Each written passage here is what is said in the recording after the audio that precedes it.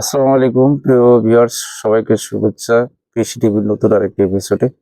সবাই তো ভিউয়ার্স আপনারা জানেন যে ছাদ বাগানে লাউ চাষ বেশ ভালো হয়। লাউ চাষ আপনার খুব বেশি মাটির প্রয়োজন হয় না, এগুলো লতা জাতীয় উদ্ভিদ।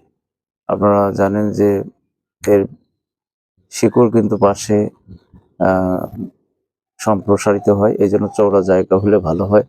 আমি আপনার একটি টবে লাউয়ের চারা দিয়েছিলাম, আপনারা দেখেন এই যে এই প্লাস্টিকের টব, এই টবে আপনার 2টি চারা দিয়েছি।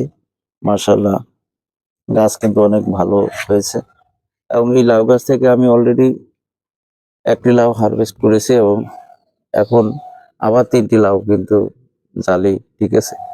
তো জালি না টিকার পিছনে অনেকে আপনারা বলেন যে জালি এরকম পচে যায়।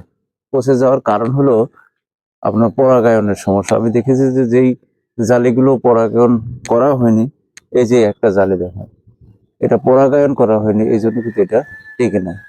তো সবসময় আসলে ছাদে আসা সম্ভব হয় না, এই জন্য ব্যস্ততার কারণে পরাগায়ন করা যায় না। আপনারা চেষ্টা করবেন যে বিকালের দিকে আপনার এই জালিগুলোতে পরাগায়ন করে দিতে।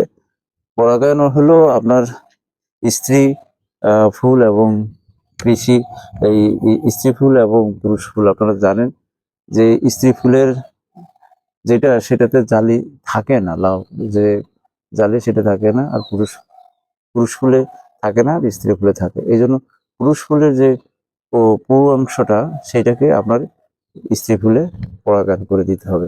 অর্থাৎ কৃত্রিম প্রজনন করে যদি না দেন তাহলে কিন্তু আপনার লাউ টিকবে না, লাউ পচে যাবে।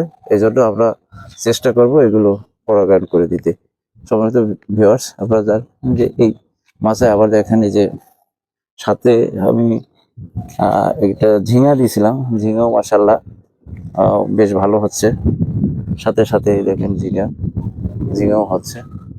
তো আপনারা এইভাবে ছাদে 2-1টি সবজি গাছ লাগিয়ে কিন্তু সবজি পেতে পারে। তো ভিউয়ার্স, কেমন লাগলো আজকের ভিডিও?